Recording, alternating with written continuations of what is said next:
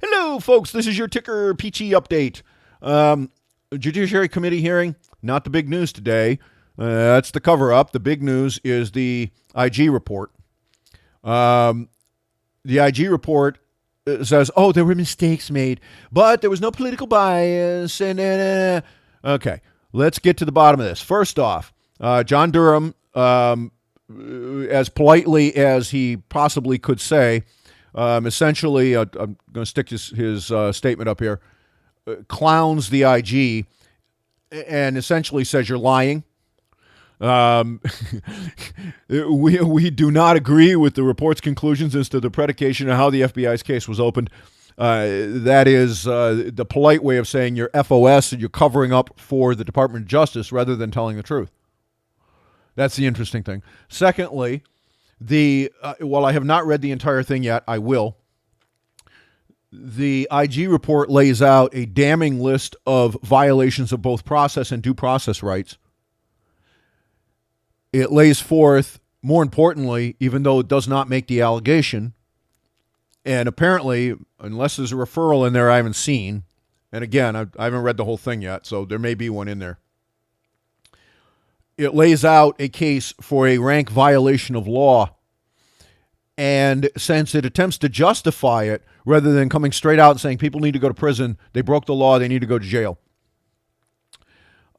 Because it does not do that, it is a declaration that the United States no longer is a constitutional republic. It is now a communist country. And in fact, it was a communist country in 2016 prior to the election. And it is still a communist country. And our president, our current president, has done exactly nothing about this. He has not done what ought to be done when somebody essentially launches a coup and does not get away with deposing the leader that is democratically elected, at least not so far. However, does destroy all premise of justice under the law, due process, and the very basic concept of a constitutional republic, which is that law enforcement officials, Justice Department officials, follow the law just like everybody else.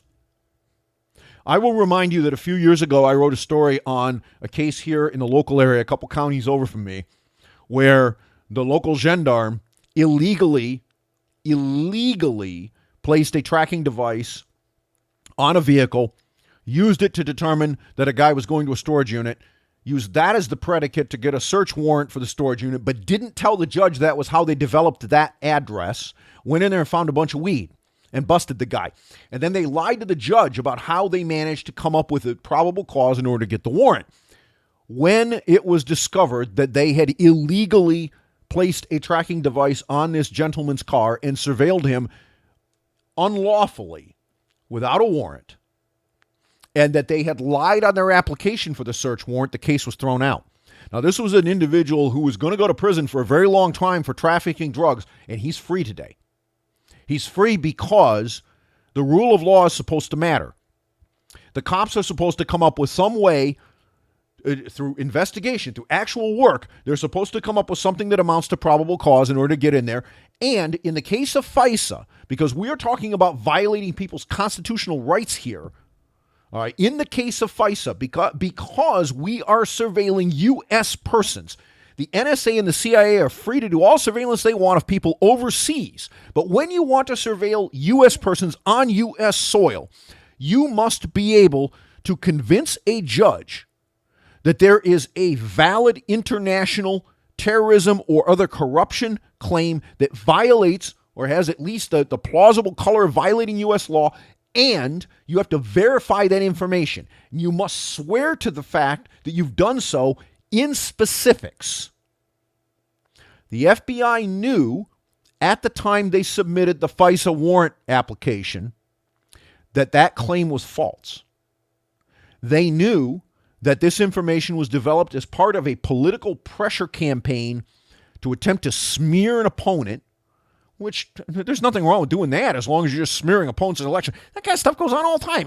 Hell, it happens in more elections than not. But for our government to actively be involved in that, and they paid steel, our government paid steel. And think about this. People within our elected government paid a man who submitted the material that was used for a warrant to spy on a U.S. citizen, and the Department of Justice lied to the FISA judge through omission. They did not disclose to him that, number one, this information was unverified. Number two, that he had fed the information to the supposed news outlet that corroborated it. In other words, there was no corroboration. He set that up himself. Number three, he was paid for by an opposition political party who had commissioned the work in the first place in an attempt to win an election by smearing their opponent. And all of this was withheld from the judge. It was further withheld after the fact on the renewals. And yet we are told by the IG, who is supposed to be the one that makes sure that the FBI and the DOJ follow the rules, hey, if there's a recommendation for prosecution here, I haven't seen it yet. Now, maybe there is somewhere buried in these pages. These people broke the law, they need to go to jail. I don't see it. I don't see a referral.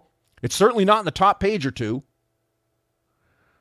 So we have the Department of Justice's own Inspector General, who is charged with making sure that the DOJ and the FBI follow the rules. He has declared that they don't have to follow the rules, and there's no sanction for not doing it. He has declared this, the United States of America, to be a communist country. There is no longer a constitutional contract between the United States citizens and its government. It no longer exists. The Department of Justice and the FBI are the elements that enforce the constitutional contract between the government and the people. That's what cops do, is enforce the law. And what you have here is the watchdog, the overseers of that branch of government, the very people who are supposed to guarantee the integrity within that process, turning around and saying, oh, no harm, no foul, sorry, no big deal. No one goes to jail. Excuse me? Folks, you are free to take this however you want, but how I take it is that we no longer have a constitutional republic in the United States. This is a communist country. And it is not going to change until and unless the people of this country stand up and insist that it does, and back that up with a very clear or else. But as it stands right now, people of this nation are not willing to do that. So there you have it.